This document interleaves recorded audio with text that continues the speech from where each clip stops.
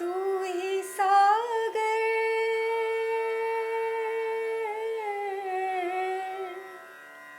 तू ही सागर है तू ही किनारा ढूंढता है तो किसका सहारा ढूंढता है तो किसका सहारा। जैसा मन वैसा मनुष्य। મન શબ્દ આપણા મનમાં જલ્દી બેસે તેવો નથી અને છતાં આ મન શબ્દના કારણે તો બધા જ ઉધામાં થાય છે. શરીર ગમે તેટલું ટાપટીપવાળું બનાવી દઈએ પણ મનની માવજત ભૂલી જઈએ તો શરીર આપોઆપ ગંદુ થાય છે. તેથી શરીરને સ્નાન કરાવવું પડે છે. શરીર ઉપર પાવડર છાંટવો પડે છે. શરીરના ખૂણે ખાંચરે સ્પ્રે છાંટીને તેને સુગંધિત રાખવાના પ્રયાસ કરવા આપણને ગમે છે. પણ ખબર છે ને કે પાવડર અને સ્પ્રેથી થોડો સમય કામ ચાલે, થોડો જ સમય. વાત પણ કેવી વિચિત્ર છે. ગંદુ થવા માટે શરીરે કંઈ કરવું નહીં પડે, સ્વચ્છ થવા માટે પ્રયાસ કરવો પડશે. શરીર કંઈ પણ કર્યા વગર જાતે જ મેલું થાય છે. તેવી જ રીતે આપણું મન પણ આપોઆપ ગંદુ થવા લાગે છે. અરે શરીરને તો અસ્વચ્છ થતાં 2-3 કલાક પણ લાગે, મનને બગડવામાં તો સેકન્ડ પણ લાગતી નથી. તેમ છતાં આપણે આપણા મનની સ્વચ્છતા અને સ્વસ્થતા માટે કશા પ્રયત્નો કરીએ છીએ ખરા? મનની શુદ્ધતા માટેના પાવડર અને સ્પ્રે ક્યાં મળતા હશે? તે શું બજારમાં કે બ્યુટી પાર્લરમાંથી વેચાતા મળે ખરા? જૈસા મન વૈસા મનુષ્ય. બધી જ ઘટનાઓનો સામનો મન કરે છે. બધી જ ઘટમાળનું કારણ પણ મન છે. છતાં તેના માટે કોઈ વિશેષ તૈયારી નહીં. શરીર સુસજ્જ અને મન અસજ્જ. ટીવી પર આવતી લોભામણી જાહેર ખબરો શરીરને અપ ટુ ડેટ બનાવવા માટે છે, મન માટે નથી. પણ આપણને બરાબર ખબર છે કે લોભામણી જાહેર ખબરો આપણા મનમાં ઘર કરી જાય એટલા માટે તેને હથોડાની જેમ વારંવાર આપણી આંખ સામે ફટકારવામાં આવે છે. મન લલચાયું એટલે ગયા ગામથી.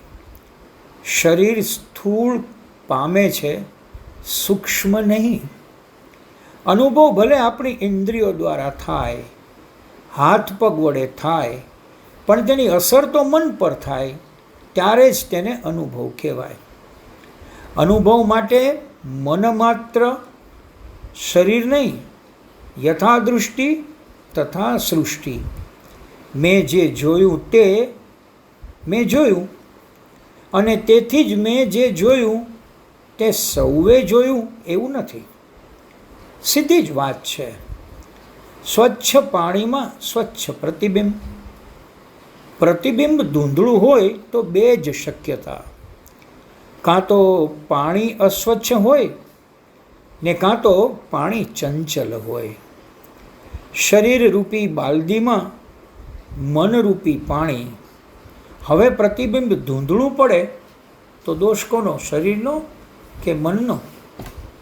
કશું પ્રાપ્ત કરવું છે તો મનની મદદ લેવી પડશે.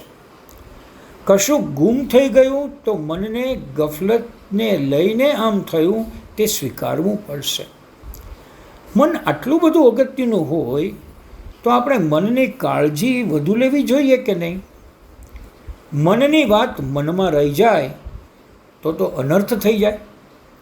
આપણે જીવનમાં કશું પામવા આવ્યા છીએ, ખાલી આંટો મારવા નથી આવ્યા. જે ભગવાને મને અને તમને ઘડ્યા તે શું નવરા હતા કે તેણે આપણને અમસ્તા જન્મ આપીને અહીં ફરવા મોકલ્યા? નાજી, મકસદ વગર માણસ નહીં, સમજણ વગર સજીવ નહીં, ઉદ્દેશ્ય વગર ઉત્પત્તિ નહીં. આપણને અમૂલ્ય એવો માનવ દેહ મળ્યો તો કશું પામવાનું છે અને પછી પાછા જવાનું છે. લાઈ હયા આए ચલી કઝા ચલે, ના अपनी खुशी से आए ના अपनी खुशी ચલે. આવું હોય તો આ ફેરો શા કામનો? શરીર તો અહીં છોડીને જવું છે, તો પછી મનના ખજાનાને અભરી ભરીને લઈએ. મન તો મંદિર છે, પણ ખુલ્લું હોય તો જ આ માનવ મંદિરમાં શુભના દર્શન થઈ શકે. આપણે દેહ ધારણ કરીએ ત્યારે જ તેમાં મન મંદિરનું સ્થાન હોય જ છે, પણ એ મન મંદિરને તાળું મારીને તેની ચાવી આપણા હાથમાં પકડાવવામાં આવી છે. તે ચાવીની મદદથી મન મંદિર ખોલવું કે નહીં તે આપણા ઉપર છે. તહેવારોના પાવનકારી દિવસો મન મંદિરના બારણા ઉઘાડવા માટે આવતા હોય છે. એક દિવસ અમેરિકાના પ્રમુખ અબ્રાહમ લિંકન વ્હાઇટ હાઉસ તરફ જતા હતા, ત્યારે રસ્તાના એક ખાડામાં એમણે એક ભૂંડને કાદવમાં તરફડતું જોયું. તરત જ પ્રમુખે પોતાના કપડાં બગડવાની કે શરીર ગંદુ થવાની ચિંતા કર્યા વગર ખાડામાં ઉતરીને ભૂંડને બહાર કાઢી લીધું. આ દૃશ્ય જોઈ ત્યાં ભેગા થયેલા લોકો લિંકનની પ્રશંસા કરવા લાગ્યા. આ સાંભળી લિંકને કહ્યું, આમાં મારી પ્રશંસા કરવા જેવું કંઈ નથી. મેં ભૂંડને બચાવીને કંઈ ઉપકાર કર્યો નથી. મેં તો મારી જાત ઉપર ઉપકાર કર્યો છે. ભૂંડને કાદવમાં ખૂંપેલું જોઈને મારા મનમાં થયેલા દુઃખને દૂર કરવા માટે મેં એને બહાર કાઢ્યું છે. મેં ભૂંડને નહીં, મારા મનના દુઃખને કાઢ્યું છે. तू ही सागर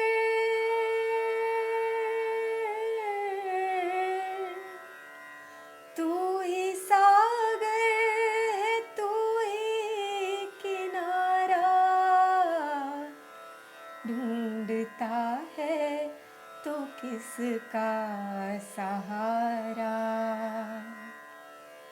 ढूंढता है तो किसका सहारा